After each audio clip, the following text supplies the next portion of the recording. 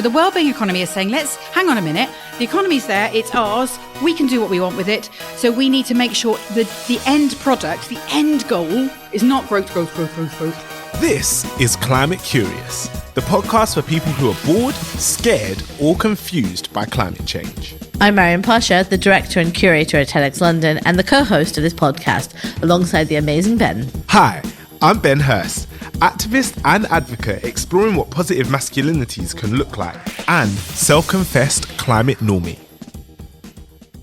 So today we're going to be talking about something. We're going to talk a little bit about the economy. Mm-hmm.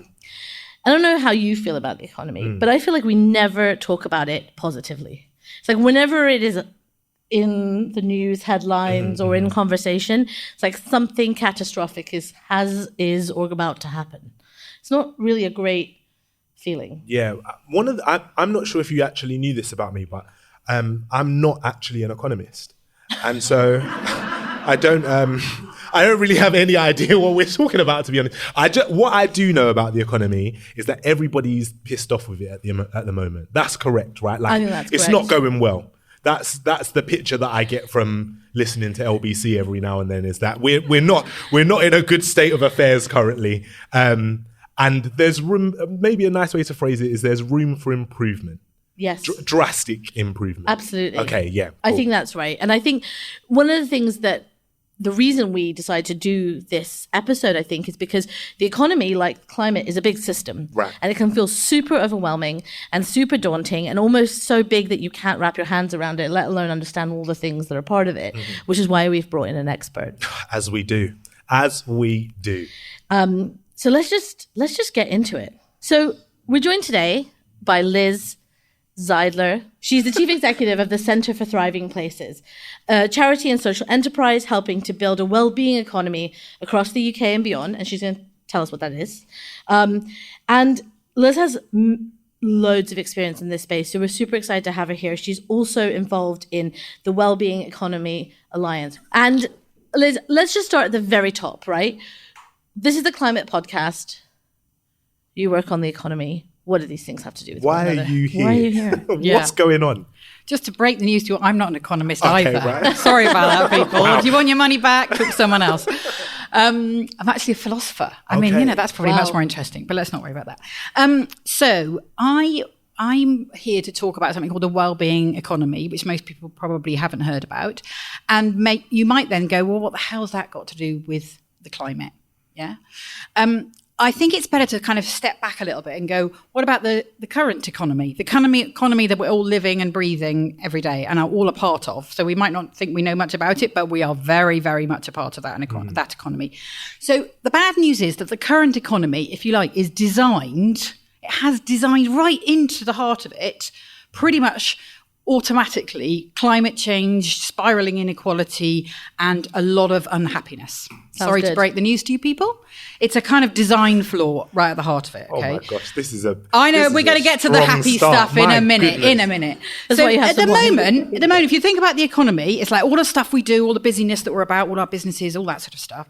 And the definition of progress for that economy, and to be honest with you, for our society altogether, is whether we're consuming and producing and consuming more stuff this year than last year. We all talk about growth all the time. It's an absolute disaster if we're not consuming more shit, excuse my French, this year than we were last year and next year than this year. Okay. That's the kind of definition of progress. It's got the fancy name of GDP growth, but if GDP is not growth, which is basically are we producing and consuming more stuff, if that's not growing year on year on year, then it's a disaster. That's how this current economic model is set up, okay? Right.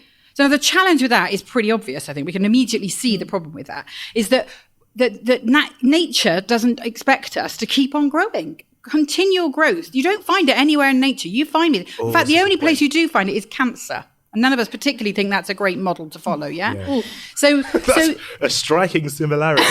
Yeah, exactly. Yeah, right. So this idea that we have to keep on doing more is very unnatural on every level. It's incredibly bad for the planet because we've got to keep on using more natural resources, but it's also really bad for us and our well-being and our happiness because it's not actually natural to think, I need loads more stuff. Once you've got a bunch of stuff, it's not natural to constantly think you need more stuff. So we have to be slightly drip-fed a level of dissatisfaction with what we have, Right. in order to keep on being on this rabbit wheel. Rabbit wheel? There aren't Hamster rabbit wheels, wheel. are they? Mouse wheel. What are they? Hamster. Mouse wheels? Hamster. Some Wheels small that furry animals thing. are on. You get the idea. I mean, I don't feel like they have to feed me too much to get me to want more stuff. Do you know what I mean? Like, Yeah. I feel like it does feel natural, but then I get what you're saying, that there's nowhere in nature where that is replicated. And there is so much you're being fed all the time. Right. The must have this. That's that iPhone. You've got to have a new iPhone. You've got to, women have got to have this cream in order to look even more beautiful, and beach body and all of that. You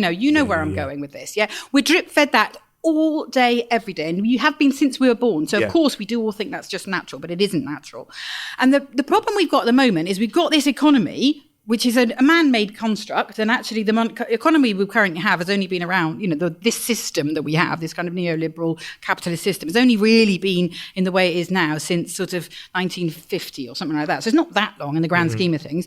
We created it, we can change it. So this economy is here, and it's basically saying it has to keep on growing regardless of how we're doing. We could all be miserable, like you said at the beginning. We could all be miserable, but this thing has to keep on growing. We have to be a part of that, yeah? And actually what we need to do is kind of tip that on its head and say, what is the economy for if it's not to help us all to have better lives on a thriving planet? Well-being is a really annoying modern phrase, I think. I know someone who's here to talk about well-being is funny, but none of us go, what I really want for my kids is some well-being. We don't, do we? We want them to be happy, we want them to be thriving, we want them to be, whatever. So what we should have is an economy that's in service to people and planet. And actually what we've got is people and planet are in service to the economy. We're resources. We have the horrible phrase human resources. I mean, we hear that every day. We should stop and think about that a bit. Ooh. We are resources for this economy, as are the whole of the natural world. And that's the wrong way around. So the wellbeing economy is saying, let's hang on a minute. The economy's there. It's ours. We can do what we want with it. So we need to make sure that the end product, the end goal, is not growth, like kind of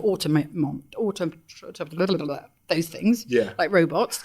Automatons, that's right. the word. Thank you. I love when I know stuff. It's so good. It feels so good. So instead of the end goal being growing GDP, the end goal becomes, are we growing our capacity to thrive? And are we doing that in a way that also helps the planet to thrive? And that just shifts the balance of the economy and all the decisions that we make on a daily basis, whether the Chancellor of the Exchequer or just normal people in the the shops or wherever else. Right. Are we making decisions that are growing our capacity to thrive now and for generations to come? So there's a few things you said there that I think we should really pull out, because I think that what you're asking us to do is quite radical in a way, right? Like, you're asking us to change our mindset. Like, it's kind of about fundamentally questioning whether the relationships that are set up in this economic model actually do work. Because I do think that there is,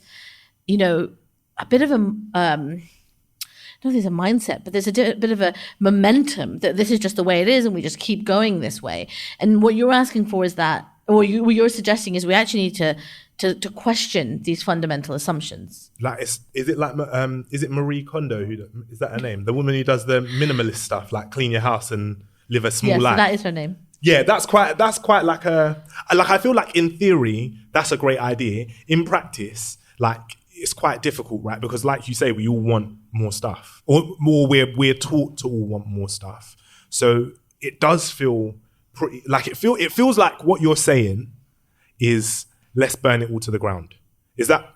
It's definitely not what I'm saying. Okay, we're not. Okay, good to clarify. So we're not saying let's burn it all to the ground, but you are asking for people to do what is quite a big shift in mindset. Or is it a big shift? Have we been told it's a big shift, but actually it's not? This is what I'm curious. Yeah. I think that is exactly the question. I'm going to show my age now, because many of you in the audience might go, what? There's a fantastic children's story called The Emperor's New Clothes. I don't know if enough of you have heard of it. Emperor's New Groove, yeah. Yeah. Shout out to my Disney peeps, yeah. So, we all know that, those of us who know that story. So basically this emperor's parading around the streets naked, and everybody, because they've been so told all over and over again that he's this incredible emperor and he's, all the rest of it, they don't question it. And the smallest boy in the audience goes, "Oi, he's naked." And in a sense, that's where we are now with the economy. We think it's this impossible, impenetrable thing, but it absolutely isn't. It's the decisions that every single person makes every day. It's the decisions that our leaders are making. And if we suddenly go, what do we want it to achieve? So we're not getting rid of the economy. No one's getting rid of it. We're just saying, what do we want this purchase? What do we want this decision? What this investment? What do we want it to deliver? Do we just want it to grow a weird number that actually, in essence, just makes the rich incredibly rich and destroys the planet? Or do we want our investments of time, love, money, et cetera, et cetera? I think there's a big thing here about reclaiming some of this language, because we think investment just means money, but of course it doesn't. But whatever you're investing, let's make that investment in things that are going to improve life now for each of us, for others, for the planet, for the future, for et cetera, et cetera. So, it's interesting, Ben, you had that response about is this about burning it all down? Because I do feel like part of what we're talking about here is that this feels impossible, right? Like our options are either continue as is or burn it all down, and which it does. Honestly, neither appeals to me. If I'm quite honest, So I could get behind burning it down. I mean, I'm sure. Anarchy is. I imagine it would be fun for a couple of weeks. You know what I mean? I'm going to go probably with no. Not so great afterwards. Yeah, I'm going to go with no. Continue. But how, this is something that you've been spending, a very long time thinking about, working on. Let's talk now about how we make these shifts. If we know that this economy is not working for people, for planet, and we know that we want to shift to this idea of a well-being economy that values things differently and that looks at thriving, how do we do that? Is that doesn't seem like anything that we're talking about we can do. So when you say is it impossible, it's really daunting, etc. The first thing to remember is it's not just a pipe dream, it's happening. New Zealand's probably the poster girl of this, So Jacinda Ardern, who's the Prime Minister there, just said it's a decision. She said on day one of her premiership, we are going to run a wellbeing economy. So their whole budget is based on, we will hand out money if you can demonstrate you will be improving the well-being of people and the planet. And then you get your money. And if you can't prove that, you ain't getting your money. And the Welsh government passed an incredible piece of legislation called the Future Generations Act, which put into law in Wales that they cannot spend public money unless it's demonstrating that it's improving the well-being of current and future generations. These are shifts that people can make, and then it has this incredible ripple effect out onto other spaces. And the things you might have heard about, things like this huge growth in things like the sharing economy, and reuse and circular economies and things like that. Those are people going, hang on a minute, this economy can work differently.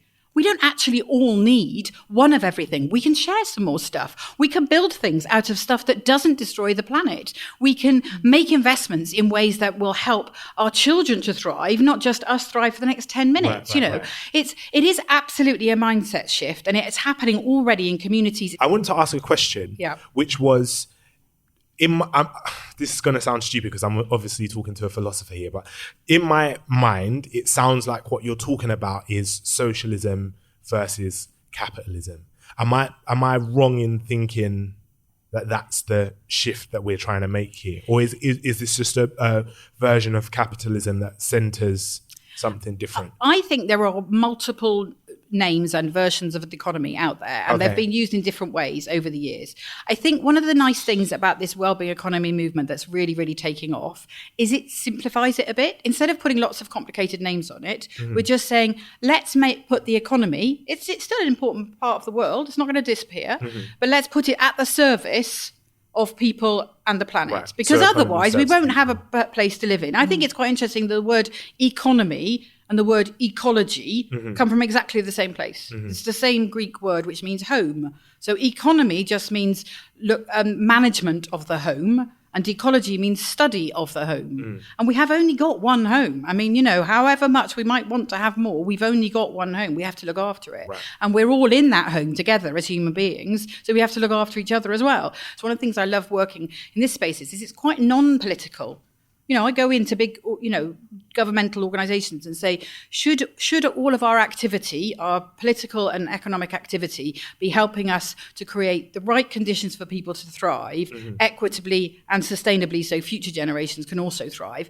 And to be honest with you, it doesn't really matter what political persuasion you're of, it's quite hard to argue against that. Oh no, Liz, we shouldn't be creating conditions for people to thrive. That's a terrible, I've just not heard it. So it doesn't really matter what label you put on it. We're just saying, for God's sake, it's the emperor's new clothes. Who's going to be the little boy who sticks his hands up and gone, hang on a minute, this is madness. We've got a system that's screwing us over. And it will do, and it'll keep making things worse unless we do something about it. Every podcast needs a GOAT. That's greatest of all time. And ours is the global bank, Citi.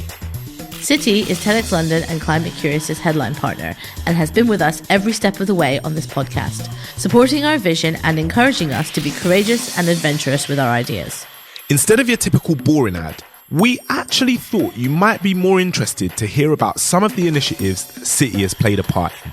The Citi Foundation backed the world's first thermal packaging material made from surplus feathers, called Plumer, produced by London-based startup AeroPowder. This was through the Citi Foundation's work with the Mayor's Entrepreneur Programme. Using surplus feathers is great because 1, it reduces waste, 2, it contributes to a circular economy, and 3, it reduces our reliance on plastics, which we typically use for packaging. It's cool to see how supporting student projects can help grow a whole new generation of green businesses. Nice one, Citi. Thank you for making this podcast possible. Now, back to the show. One of the things I would love to explore more is this idea of like local action. And one of the things we've discussed so far is like changing our assumptions. And I'm just curious to know, like, for listeners, what are some assumptions they could be questioning that would help them move out of this system that maybe they haven't seen before? Like, yeah, I love the idea of assumptions, because actually the whole economy is based on lots of assumptions. It's based on this really weird assumption that we should be needing more stuff as a globe every single year. In fact, it was David Attenborough who recently said the only people who believe in a perpetual growth are madmen and economists. And he's right, it is mad. Sorry it's madness. to the economists listening. And to the madmen. Sorry, we apologise. It's very rude. I can't believe you just said it. So I think some of the assumptions we have to have is that we don't have any influence. So I'm really passionate. I used to do a lot of work around leadership all over the world, whether it's kind of working at the sort of UN, COP, whatever. We were talking earlier, I'm old enough to have seen all 27 COPs. But, those sorts of things back in the day, or community leaders or individuals. But I think it's us recognizing that we have leadership all the time because we influence other people. Literally every single person in the world, from the smallest child upwards, influences other people. If you go into the shop and you're grumpy with them, the person behind the counter might be a little bit more grumpy with the next person who's a bit more grumpy to their child, who's a bit more grumpy to the childminder, etc. We have these ripple effects. We are doing that 24 hours a day, people. Every decision you make, every choice you do, everything you buy, etc., it's a choice, and you're having this leadership effect. So the choice then becomes whether you are, the Mayor of London, and then you've got quite a lot of levers of power. I'm going to make these decisions, like they've just done in the north of town and other places that we work. I'm going to make sure that these huge budgets we're playing with are investing in people's capacity to thrive now and into the future.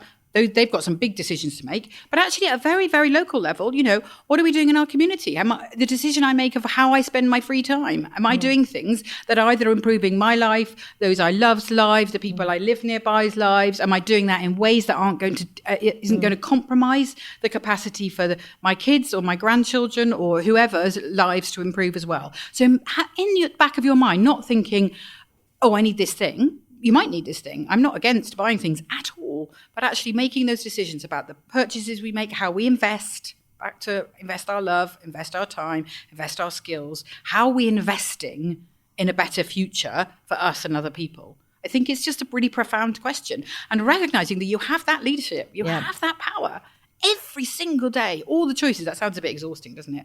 But, we really do. So we can just make those choices. And at a big level, they can have these huge effects. And as obviously as citizens, we've also got the power of the vote. Are we choosing elected leaders, whether they're councillors or MPs or anything else? Are we choosing the ones who are saying, you know what, I do care about what happens to the next generation. I do care about whether or not we've got a healthy planet to live on. And these are the sorts of things we're going to be investing in. It does sound like, you said exhausting. And I don't know if it feels exhausting to me, but it does feel overwhelming. Like it feels, I feel like because you are because you are philosophical, that maybe you spend a lot of time in that space. To me, that feels scary. Like the idea of like, oh, you can just make different decisions. My mind is instantly like, well, what decisions do I make then? Like, what do I need to shop in different places, or do I need to buy different stuff, or do I need to stop buying stuff? You said you're not against the idea of buying new things, which I appreciate. That makes me feel better about myself. But what kind of actions are we talking about? The vote is one that you said, which I think is something that doesn't feel overwhelming to me. That feels like something I can definitely do. But are there any other things, like for the average person? Because I think also the conversation, in all of the conversations we have, it becomes quite easy to like point our fingers towards people with more power than us and say that they're responsible. And obviously that is true.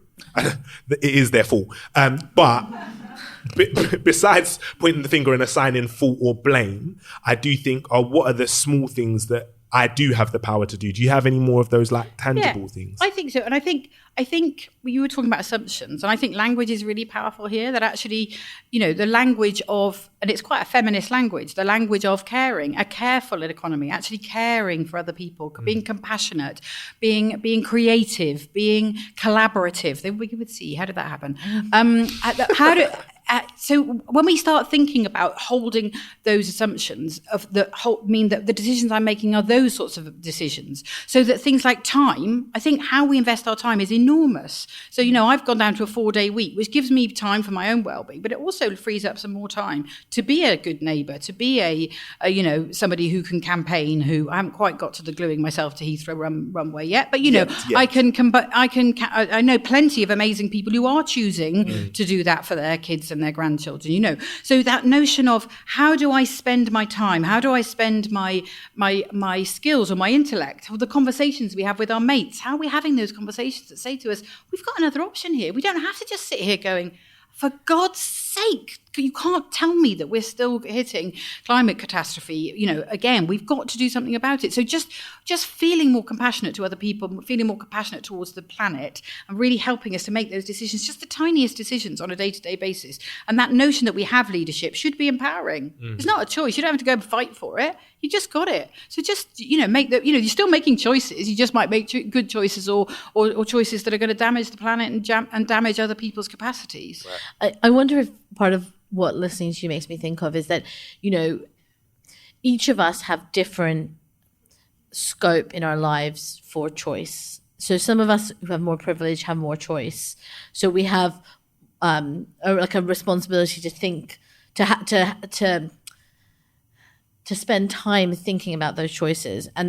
But what I think is also empowering is that oftentimes it's like, oh, well, if you are making minimum wage, and if you do have to work 3 jobs, and if you don't have all of that, then don't worry, this is not for you, which actually I don't find this to be a super empowering message. I think it shouldn't fall on it's not about disproportionate blame or responsibility, but I like the idea that this is about things you do anyway. These are about like choices you're making anyway, conversations you're having anyway, time that you're spending anyway.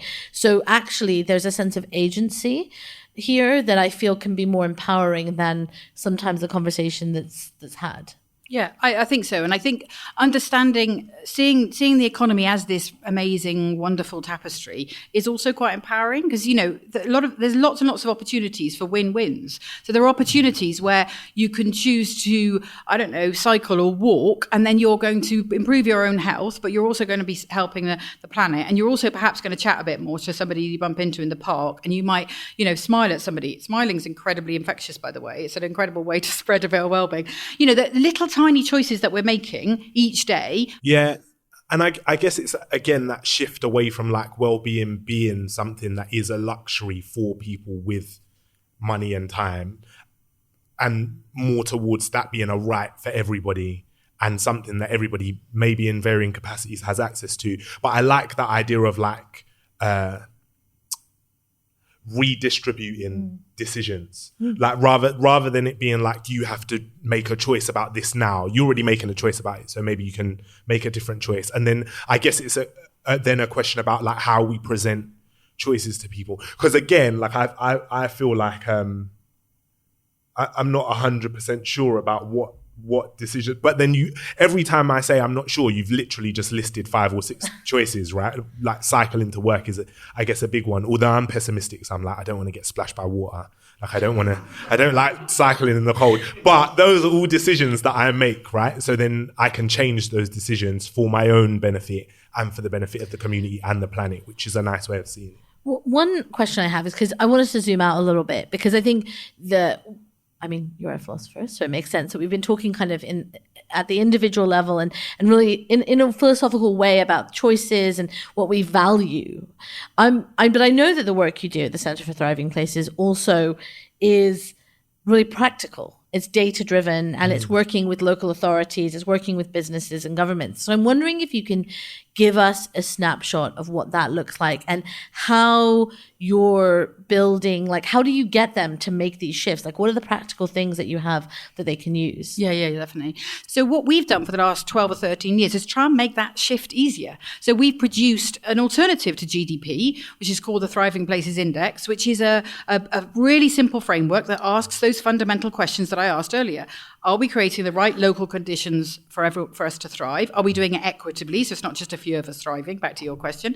And are we doing it sustainably so future generations can thrive? A classic one we looked at recently, a city's got the option between building a big arena as an out-of-town shopping centre type thing, or right in the heart of the kind of cultural centre of the city. One is going to produce lots and lots of profit for somebody in South Korea who's investing in it, and one can build capacity for every local community to have jobs and feeding back into the community. You could get there by bus. You can, it builds the cultural hub into the heart of the city rather than making it somewhere you drive to for somebody else's profit with a McDonald's to the side of it. Now, that's a wellbeing economy decision right there. Which way do you go? And the same in Wales, they're using this Future Generations Act to say, let's not build more motorways, because all we know is we just get more cars. So they've basically banned new motorways, and they're starting to build in the infrastructure for people to have good public transport, but good active travel, etc. So this Thriving Places Index is right there. We publish it for every single local authority. You can see the data of every borough in London. You can see the data for every city around the country, etc. And we can start holding them to account for this. With this, these are the numbers we want you shifting, guys. We want you shifting the quality of the jobs we have, the health of our children, the green spaces that we have access to, the quality of the services that we have. Those are the decisions we need to be investing in, and we need to hold our decision makers to account, because they are investing, but they're investing in things, as we've seen with COVID and things. They're investing in things that are sending millions upon billions to international investors who are hiding that money offshore, et cetera, et cetera. So we have that power, but we need to make it easier. Even if we continue to have a government that's not interested in working this way, we're going to start making that shift. And you're seeing it in those smaller places like Scotland and Wales and New Zealand, et cetera, because they're just going, bugger it. We're not waiting any longer. We're just doing this. It's so interesting, because I do think that that's something that I often find really gets me down, is this idea that, on a national level, we're just like, there is no movement, there is no room for us to make a difference, and we have to wait for these election cycles, and all of this kind of stuff. But actually this refocusing some of that energy locally, where you can move things faster and where you can actually have an impact, feels just so much better. It feels so much less stagnant. Because when you were saying that, I was thinking, I'm going to check that index and then move somewhere that's high. But obviously that's not the actual solution, right? The solution is to make the area that you live have a higher score on the index by pressuring local authorities. Before we go to our final segment, I want to ask one very practical question to you, Liz. So one of the things that people can do is they can go check out this index that you've done of all the local authorities. Are there 2 other resources where you might direct people who are thinking, okay, this is intriguing, this could be something where I could direct my energy, what do I do next? So definitely join WEALL, the Wellbeing Economy Alliance. You can be an individual, it's free. An individual citizen. You can join as a community organisation or as a government. So there's national governments around the world are all signing up to this. It's a really extraordinary movement. It's only started about 5 years ago, but it's an extraordinary movement. So join WEALL. Is that we all or wheel? We all. Wellbeing Economy Alliance.org. Thank you so much for sharing this with us. I always feel really excited when we've got something that we can do that feels meaningful and not just plastic straws. And now, It's time for our climate confessions. Let's fess up to the bad habits we just can't kick. So I've got quite a live one in the sense of I lived for nearly 30 years right in the centre of Bristol, and I was able to cycle, walk, get a bus pretty much everywhere. Car, had 3 kids, so did have a car, but it mostly just sat, there gathering dust and looking after loads of crap like most cars do. And very recently we have moved to by the sea in Wales, and it's quite rural. It's quite in the middle of nowhere. It's incredibly beautiful. It's good for my well-being. Ooh. But I do use the car considerably more than I did. And I know we should be going in the opposite direction. I love it. What kind of car is it? It is a hybrid. So it still uses petrol. Disappointing. You thought it was going to be like a massive Range Rover. Well, I was hoping it was going to be an electric vehicle. I'm joking. For those ones, exactly. My confession's getting worse. Listen to our interviews with our American colleagues who all drive massive trucks. Every single one of them. Thank you so much for joining us and for sharing these insights. It has been a delight. Thank you, Liz. Thank you for joining us this week. We really hope you enjoyed this episode. If you did, please hit the follow button to make sure you get next week's release. We are now officially crowdsourcing Climate Confessions, so please leave yours in the ratings and the review section, and we'll shout out for you next time. And shout out to our fabulous team behind the pod.